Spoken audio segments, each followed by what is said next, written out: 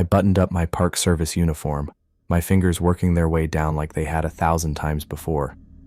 After 15 years at Yellowstone, getting dressed for work was just part of my routine.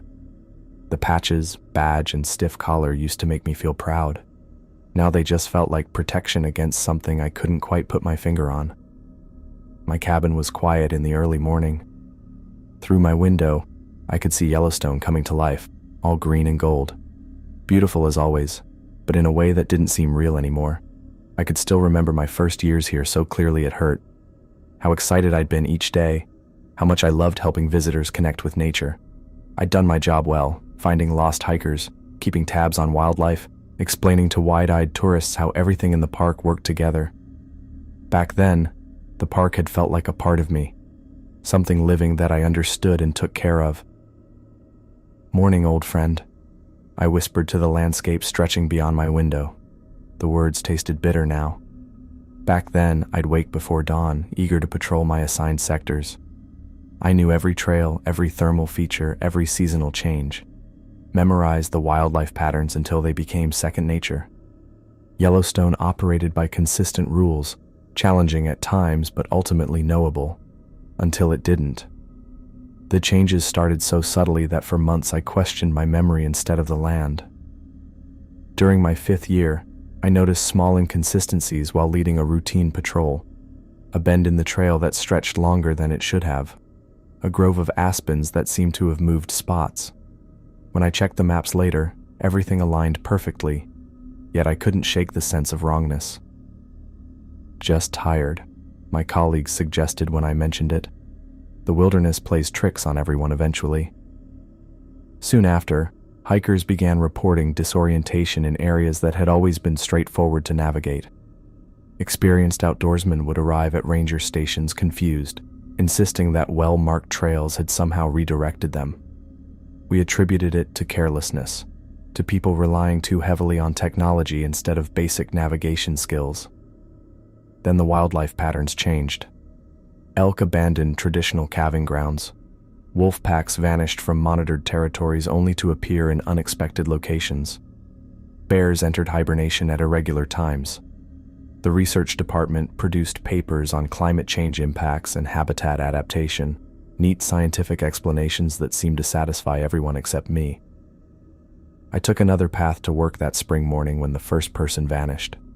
A shortcut through the pines that let me approach the station from the east rather than the main road.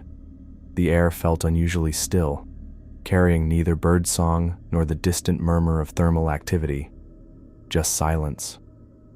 The station buzzed with activity when I arrived.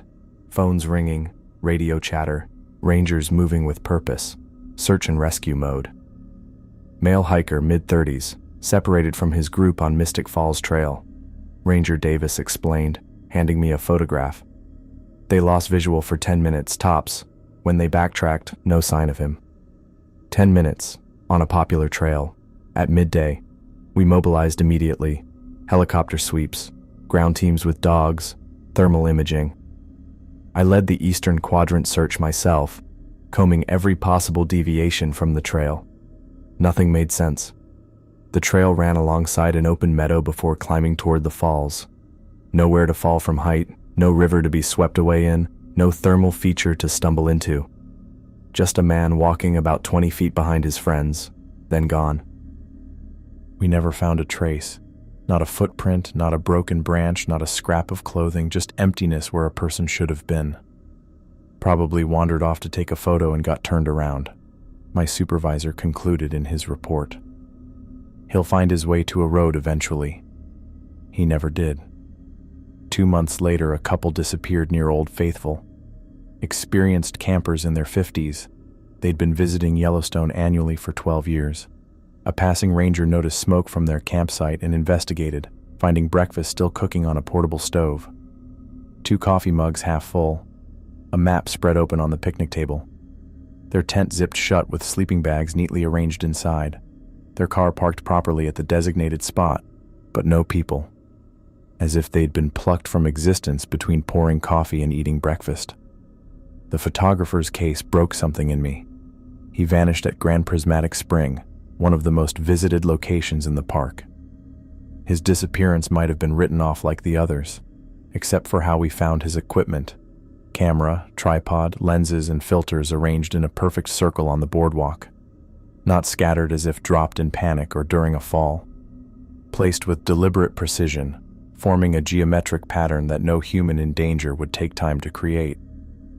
I filled 3 notebooks that season, detailing every missing person case. I plotted locations on topographic maps, tracked weather conditions, interviewed witnesses. My colleagues watched with concern as my office walls disappeared beneath charts and photographs. "Blackwood's going conspiracy theorist on us," they whispered when they thought I couldn't hear. My obsession might have stayed just that if not for the backpackers. 3 separate groups who knew what they were doing were hiking in different parts of the park on the same fall weekend. All 3 disappeared within hours of each other. Their campsites were found intact, and at each site, small river stones had been arranged in identical patterns, 5 stones in a pentagon, with a 6th placed right in the center. I photographed each arrangement before park management ordered them dismantled. When I overlaid the photos, the patterns matched perfectly. No random arrangement of stones could match up so exactly. No separate hiking groups could have talked to create matching displays. Something was happening in my park. Something intelligent. I began carrying a separate field journal, documenting weird stuff that never made it into official reports. Compass needles that spun without finding north. GPS units showing coordinates hundreds of miles from our actual position. The weird quiet that sometimes covered certain areas, where all the normal wood sounds just stopped. And the trails. New paths that appeared overnight, cutting through sections of forest that had been thick brush the previous day. Existing trails that seemed to lengthen during certain hours, the distance between landmarks stretching impossibly. "Have you considered taking some leave?" the superintendent suggested during my annual review. 15 years is a long stretch without a significant break. I declined. Someone needed to pay attention. Someone needed to remember what the park had been before it was different. This morning, like every morning now, I checked my gear super carefully. Extra batteries for my flashlight, backup compass, paper maps, emergency rations. I'd learned the hard way not to count on digital devices or the usual procedures. The normal rules didn't work in this place anymore. I put my service weapon in its holster and stopped to look at myself in the small bathroom mirror. I barely recognized the person staring back at me. Not much left of that excited young ranger who'd first come to Yellowstone. My eyes looked tired and worried all the time now. I felt the stress weighing on me constantly. I stepped outside and locked my cabin door. The morning sun made everything bright and gold across the huge park. Pretty, impressive, dangerous. Another day in Yellowstone National Park. Another day of wondering who might vanish next. 2 years had passed since the first disappearance. The manila folders filled an entire cabinet now, each labeled with a name and date. I'd added color-coded tabs, red for complete vanishings, yellow for those who returned with inexplicable memory gaps, blue for witnesses who reported anomalies. The system had gotten more detailed as I noticed more patterns. I sat at my desk before sunrise, updating the wall map with last month's incidents. Red pins for disappearances, yellow for trail changes, blue for reported weird stuff. I stepped back and looked at the pattern. The groupings were obvious now, moving with the seasons across different parts of the park. Almost 30% more cases compared to last year by my count. At first, I thought the disappearances were random. Now I knew better. Something about the park seemed to target specific people, especially those who were alone or vulnerable. My desk lamp lit up my evidence wall. My colleagues called it my conspiracy corner when they thought I couldn't hear. I'd given up trying to convince them. The evidence was clear enough for anyone who bothered to look. My radio crackled. "Blackwood, you there?" It was Reed, his voice tight with the professional calm we used when things went wrong. "Here," I answered. "Got a situation.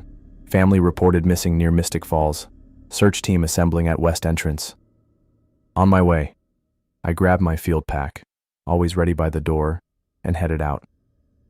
I'd learned to keep everything I needed within reach. The drive to the west entrance took 20 minutes, just enough time to clear my head and prepare for another day of searching for people who might never be found. The morning briefing confirmed my worst fears. A family of 3, the Andersons, father, mother, and 8-year-old son. They'd missed their scheduled check-in at their accommodation in West Yellowstone the previous evening. Their vehicle remained in the trailhead parking lot. Thorne and Willow Anderson, Ranger Voss read from her clipboard. Their son Aspen, experienced hikers according to the lodge owner. They mentioned taking the Mystic Falls Trail for a day hike yesterday morning. I studied the family photo. The father was tall, with a confident stance. He looked like someone who spent a lot of time outdoors and trusted his gut more than playing it safe. The mother had alert eyes and kept her hand on her son's shoulder like she was protecting him. The boy looked excited and wore a junior ranger vest with patches all over it. "Standard search protocol?" asked one of the newer rangers. "Yes, but with modifications," I said. "Teams of 3 minimum, hourly radio checks. No one pursues any lead alone, no matter how promising." The search coordinator nodded. He didn't question my additional restrictions anymore. Too many rangers had gotten lost following my original protocols. We deployed at first light, 6 teams covering the trail system and adjacent areas. I led the team assigned to the most likely route the family would have taken, based on trail maps found in their vehicle. The morning passed with methodical grid searches, drone surveillance, and helicopter sweeps. No sign of the Andersons. By late afternoon on the 3rd day, fatigue dragged at us all. We'd expanded the search radius twice, checked and rechecked every possible deviation from the main trail. The family seemed to have simply stepped off the face of the earth. I stood at our mobile command center when the radio call came in. "Base, this is Team 4. We have something strange." It was Voss's voice, hesitant in a way that made me immediately alert. "Go ahead, Team 4. We're about half a mile east of Mystic Falls, off-trail section. 2 hikers report hearing a child's voice calling for help from within the tree line. Male, young, matches the missing boy's profile." My stomach tightened. "Any visual confirmation?" "Negative, just voice." I grabbed the radio. "Team 4, this is Blackwood. Do not, I repeat, do not follow that voice unless you have visual confirmation. Hold position. I'm on my way." 20 minutes later, I arrived at their location. A middle-aged couple stood with Voss and Reed, pointing toward a dense stand of lodgepole pines. "It was definitely a child," the woman insisted. "He sounded scared, kept calling for his mom and dad." Reed nodded toward the trees. "Voice stopped about 10 minutes ago. Nothing since."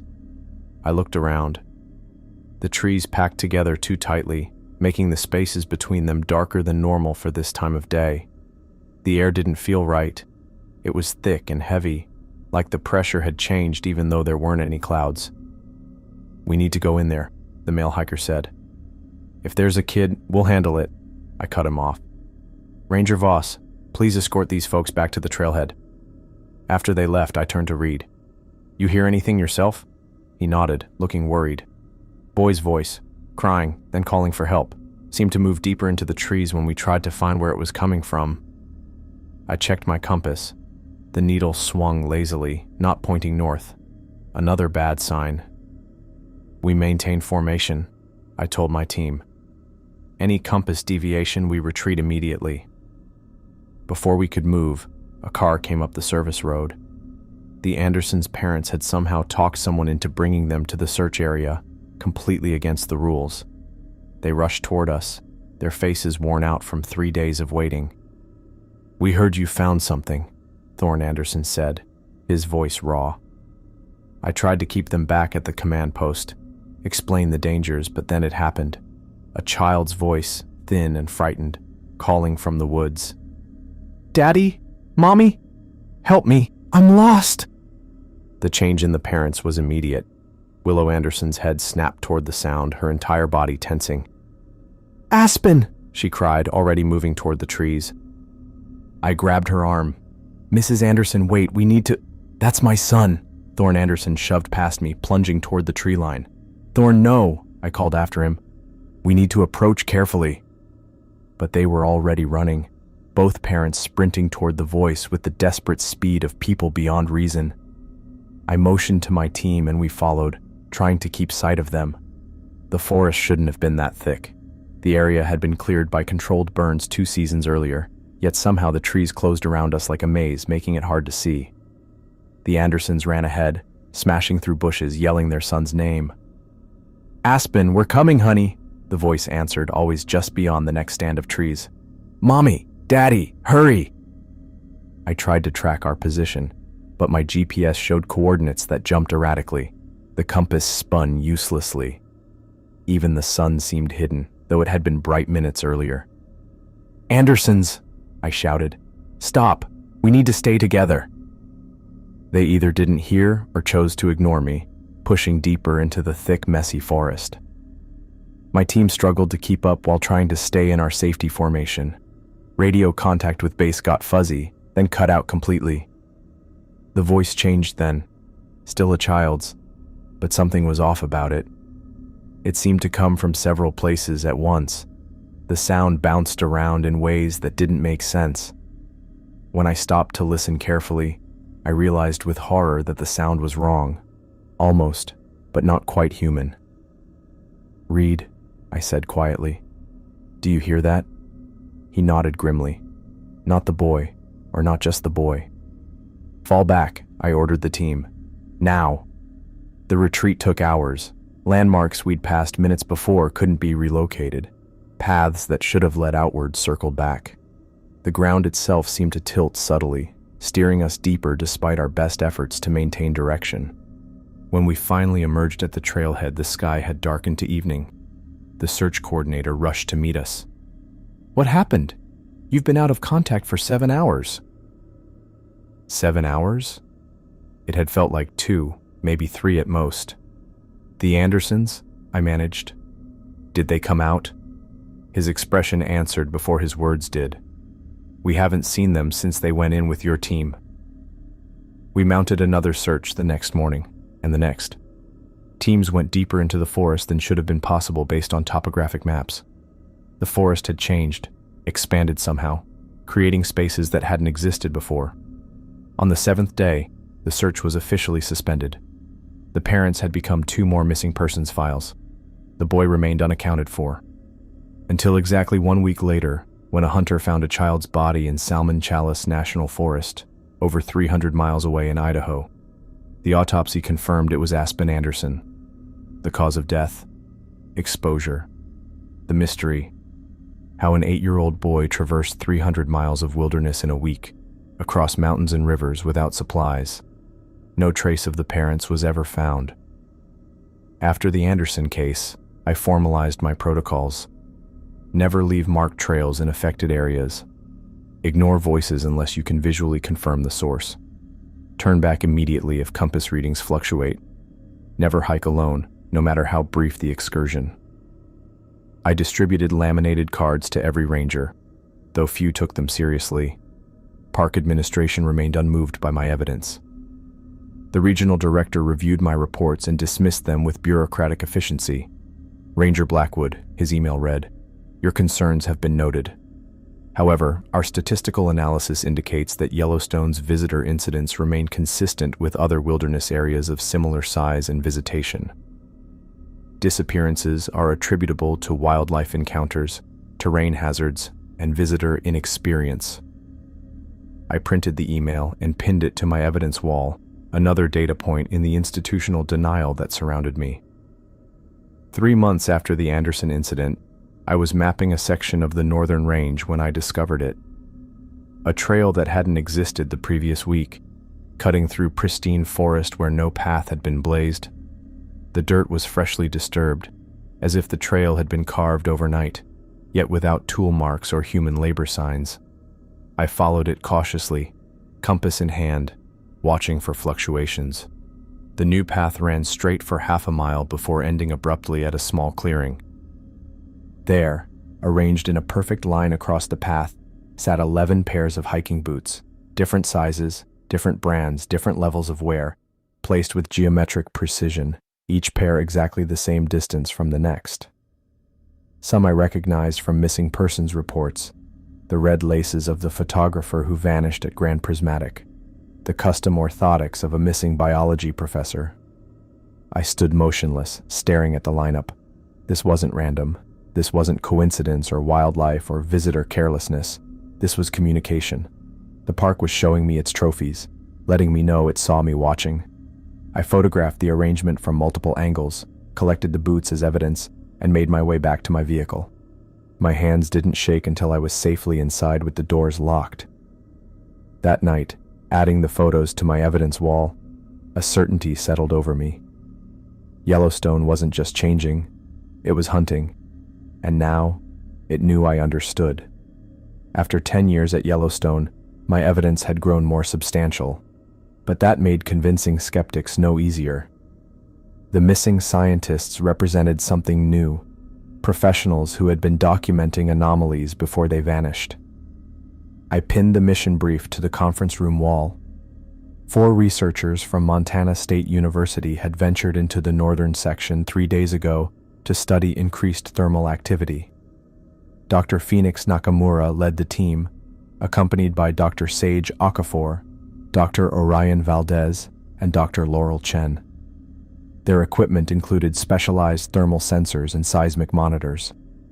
Their last transmission came through 48 hours ago, I told the assembled rangers. They reported unusual temperature fluctuations and ground movement inconsistent with normal hydrothermal activity. Ranger Cypress Reed studied the topographic map I'd marked with the research team's planned survey points. Any indication they strayed from their route? No. Dr. Nakamura is methodical. Their base camp was established here. I tapped a location near a cluster of dormant hot springs. Final radio contact placed them approximately 2 miles northeast. Ranger Skylar Voss checked her pack. Standard search pattern, with modifications. I handed out laminated cards to the 5 rangers I'd selected for this mission. Each card detailed my protective protocols, rules born from a decade of watching the park claim victims.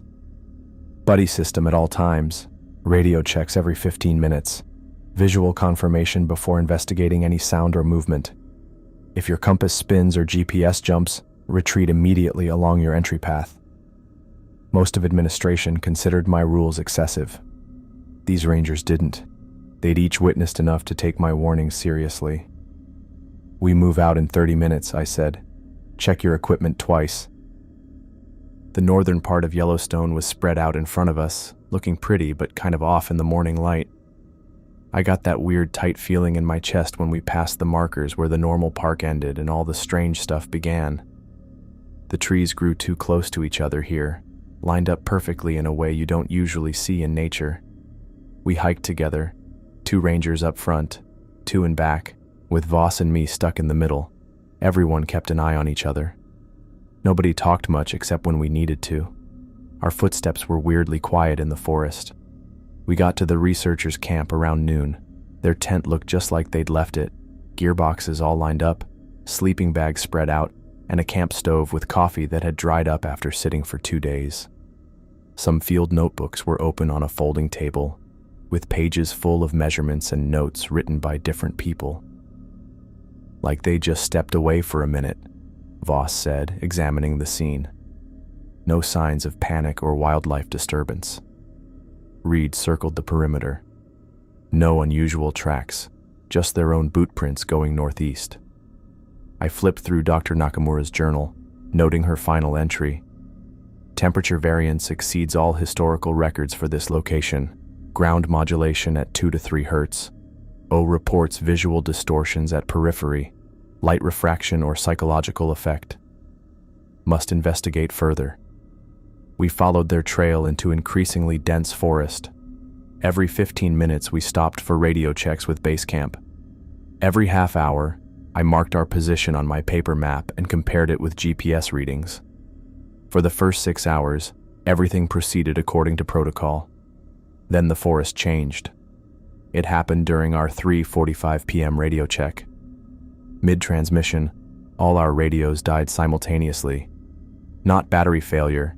The power indicators remained lit, but produced only static regardless of channel. I noted the time and location in my field book. "Compass check," I ordered. 5 compasses emerged. 5 needles spun without finding north. Reed checked his GPS unit and made a face. "Something's wrong. According to this, we're near Artist Point, that's miles from here." I looked at my own GPS. It showed coordinates near Old Faithful, then jumped to Mammoth Hot Springs, then the Lamar Valley. Locations scattered across the park, changing every few seconds. The temperature began to drop. Within minutes, our breath clouded before us. The drop continued until it felt like December rather than late May. No normal weather could make it get that cold that fast. "Form up," I said quietly. "Back-to-back circle. No one moves alone." The forest had gone completely silent. No birds, no insects, no wind through branches. Just 6 humans breathing in increasingly cold air. That's when I saw her. Dr. Nakamura stood approximately 50 yards away, partially obscured by trees. She wore the red jacket from her staff photo, her face expressionless. When I raised my hand to signal the others, she took a step backward. "Dr. Nakamura?" I called, keeping my voice steady. "This is Ranger Blackwood. We're here to help." She didn't answer. Instead, she kind of glitched for a second like a bad video feed. When she started moving again, something was off. She didn't really walk. It was more like she was just gliding across the floor. "Visual contact," I told the team. "Possible researcher at 2 o'clock. Red jacket. Do not approach individually." Voss squinted through the trees. "I don't see anyone in red, but there's someone in a blue jacket at 10 o'clock. Reed pointed in a third direction.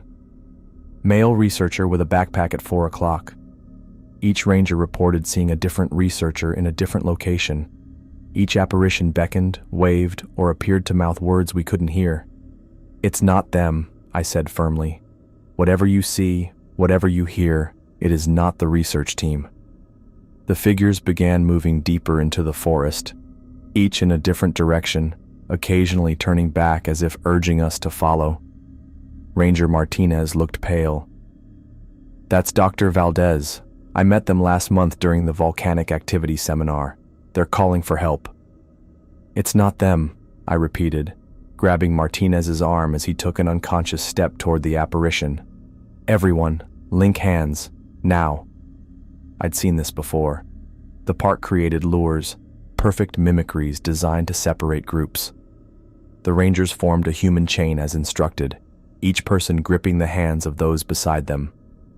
"We're retreating," I said. "Backward along our entry path. Do not break the chain under any circumstances." We began our withdrawal, stepping carefully backward while maintaining our human link.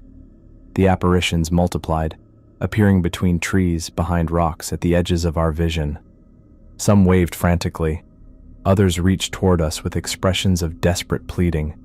The forest itself seemed to resist our departure. Trees that hadn't been there minutes before now blocked obvious paths. The ground sloped subtly, guiding our feet away from our intended direction despite our efforts to stay straight. The air thickened, creating resistance against our movements. "The research team needs our help," Ranger Foster said, her voice distant as she stared at something I couldn't see. "We can't just leave them." "That's not them," I insisted. "Keep moving." "But I can see Dr. Chen right there. She's hurt." Foster's grip on my hand loosened. "I can reach her in 30 seconds." "That's not Chen." I tightened my grip. "It's using her image." "What do you mean, it?" Foster's eyes never left whatever she saw in the trees. "That's a person, a real human being asking for help." Before I could respond, she yanked her hand free and broke into a run toward the apparition. "Foster!" I called after her. "Come back!" Martinez let go of Reed's hand a moment later, pointing at a different section of forest. "Dr. Valdez is this way. I can see them clearly." "Martinez, no!" Reed tried to grab him, but Martinez evaded his grasp and sprinted into the trees.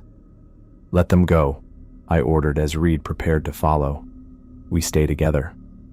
The 4 of us watched as Foster and Martinez disappeared into the unnaturally dense forest. Their footsteps faded quickly, leaving only silence.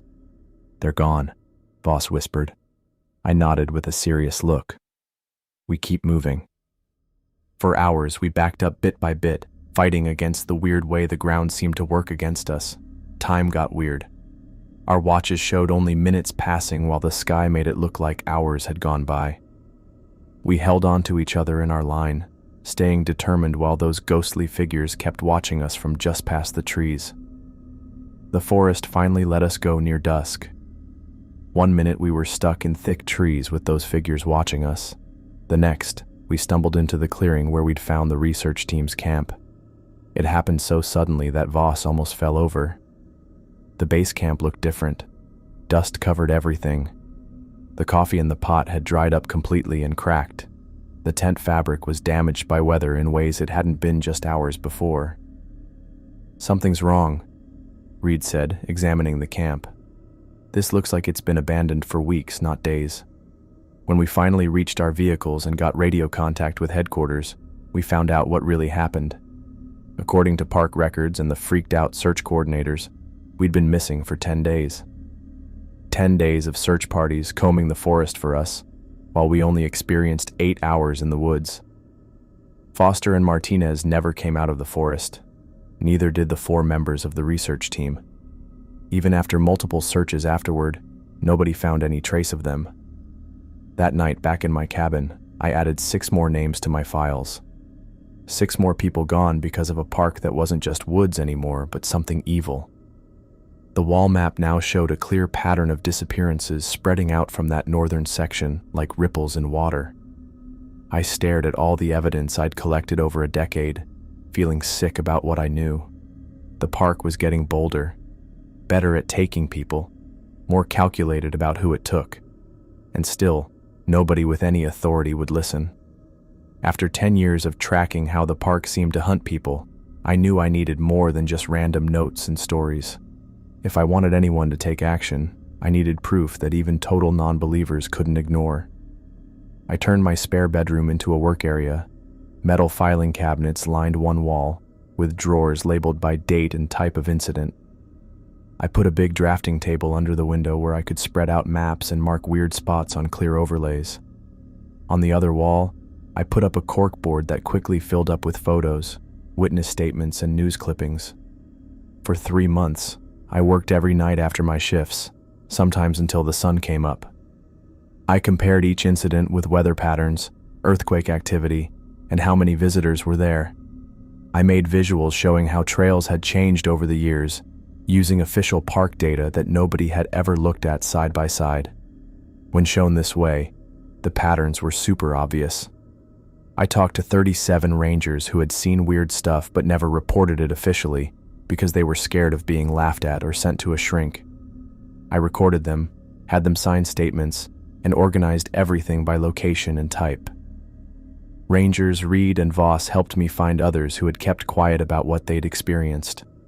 The most convincing evidence came from survivors, hikers who had run into weird space distortions but managed to get out, often with no memory of how they got back to marked trails. Their stories had crazy similarities: sudden cold spots, no animal sounds, feeling like something was watching them, and helpful strangers who disappeared when asked direct questions. The hardest evidence to get came from families of missing people. I traveled on my days off, visiting homes across the country, sitting in living rooms with parents, spouses, and kids who still hoped for answers. I recorded their stories of strange phone calls, text messages with impossible locations, and last photos showing weird distortions at the edges of places they knew well. By spring, I had put together a huge report in 3 parts. The first had all the raw data, incident reports, statistics, and map comparisons. The second had witness stories, survivor accounts, and documented weird stuff. The third had my conclusions and suggestions for immediate safety measures. I made my first presentation to the Yellowstone Park Superintendent and her team. I got there 30 minutes early, setting up my stuff carefully. When they walked in, their faces already showed what they were thinking, the polite doubt of bosses putting up with a weird employee. "Ranger Blackwood," the superintendent began after my 2-hour presentation, "your dedication to visitor safety is commendable. However, your conclusions require extraordinary evidence, and what you've presented today, while thorough, doesn't meet that threshold. With respect, ma'am, I've documented 94 disappearances in the last decade that match these pattern indicators. The statistical probability of... We're all aware of the challenges wilderness areas present to visitors, she interrupted. People get lost. They make poor decisions. They underestimate the dangers of backcountry hiking. These aren't just lost hikers, I said, my voice tight with controlled frustration. The spatial anomalies I've documented, the deputy superintendent cut in. GPS technology is notoriously unreliable in canyon areas and dense forest. As for the compass irregularities, geological formations with high iron content could easily explain those readings. They had an explanation for everything. Trail changes were attributed to unsanctioned social paths created by visitors. The simultaneous equipment failures were dismissed as coincidental battery issues or environmental interference. The boots I'd found were explained away as a bizarre prank by unknown hikers. The meeting ended with vague assurances that they would take my concerns under advisement. I packed my materials while they filed out, exchanging glances that spoke volumes about their assessment of my mental stability. I didn't stop there. I scheduled a meeting with the regional director of the National Park Service in Denver. His response was more direct. Ranger Blackwood, this borders on inappropriate use of park resources. These incidents have been thoroughly investigated through proper channels. The investigations were superficial, I countered. Standard procedures don't account for what's actually happening. He leaned forward across his desk. What exactly are you suggesting is happening? How could I explain without sounding deranged? That the park had developed consciousness? That it had evolved from wilderness into predator? I settled for the observable facts. The park is changing in ways that defy natural explanation. Spatial distortions are creating dangerous conditions for visitors. People are disappearing without trace. People go missing in wilderness areas every year, he replied. It's tragic, but not mysterious. I left Denver knowing I'd made no progress. My next attempt came through official channels. I submitted my complete report to the Department of the Interior with a formal request for investigation. 3 weeks later, I received a single-page response thanking me for my diligent attention to visitor safety concerns and assuring me that appropriate resources were already allocated to backcountry search and rescue operations. In a last-ditch effort, I contacted the FBI's Missing Persons Division. An agent agreed to meet me in Bozeman. He reviewed my materials for 4 hours, asking occasional questions that suggested genuine interest. When he closed the final binder, I felt a flicker of hope. You've put considerable work into this analysis, he said. I'm impressed with your attention to detail. Then you'll open an investigation? He placed his hands flat on the table. I'll file a supplementary report with the ongoing case files. That's all I can promise. These people didn't just wander off trail, I insisted. The patterns. Mr. Blackwood, the Bureau investigates evidence-based cases. Pattern analysis is useful but not definitive without substantiating physical evidence. I have physical evidence, the anomalous boot arrangements, the stone formations, which were collected without chain of custody documentation or forensic protocols. He finished for me. I appreciate your concerns, but there's nothing here that justifies federal intervention. I drove back to Yellowstone that evening, the rejected reports riding shotgun in cardboard boxes. The sunset painted the mountains blood red as I considered my options. Every official channel was now closed to me. If anything was to be done, I would have to do it myself. That night I couldn't sleep. I sat at my kitchen table with a cup of cold coffee, sorting through financial documents I'd requested from park administration months earlier as part of my research. I hadn't paid much attention to them before, focusing instead on the incident reports. Now, with nothing left to lose, I began examining the economic side of Yellowstone's operations. The numbers told a story more revealing than I expected. Yellowstone generated over $642 million annually in tourism revenue. The surrounding gateway communities depended entirely on the steady flow of visitors. State tax coffers swelled with lodging taxes, sales taxes, and usage fees. Beyond the raw numbers lay thousands of jobs, hundreds of businesses, and entire local economies built around America's first national park. Economic interests superseded public safety. The pattern became clear. The more I looked, the more obvious the institutional resistance appeared. Acknowledging what was happening in Yellowstone would risk that revenue stream. Better to have a few dozen unfortunate incidents per year than to admit something inexplicable was claiming visitors. I stayed up all night, poring over both the financial reports and my evidence files. By dawn, I'd made my decision. Without institutional support, I would remain at Yellowstone, not from love, but because visitors needed protection from what the park had become. If the authorities wouldn't act, I would create my own systems to save those I could. I started with the rangers most likely to believe me, those who had witnessed anomalies themselves. Reed and Voss became my first recruits. We met after hours in my cabin, away from administrative oversight. "We need protocols that work," I told them, spreading maps across my dining table. "Official search procedures aren't designed for what we're facing." "Administration won't approve alternative protocols," Reed pointed out. "We're not seeking approval. This stays between us and anyone else we trust completely." I created an unofficial ranger training program, teaching new staff to recognize warning signs, subtle temperature drops, compass fluctuations, unnatural silence, visual distortions at the periphery of vision.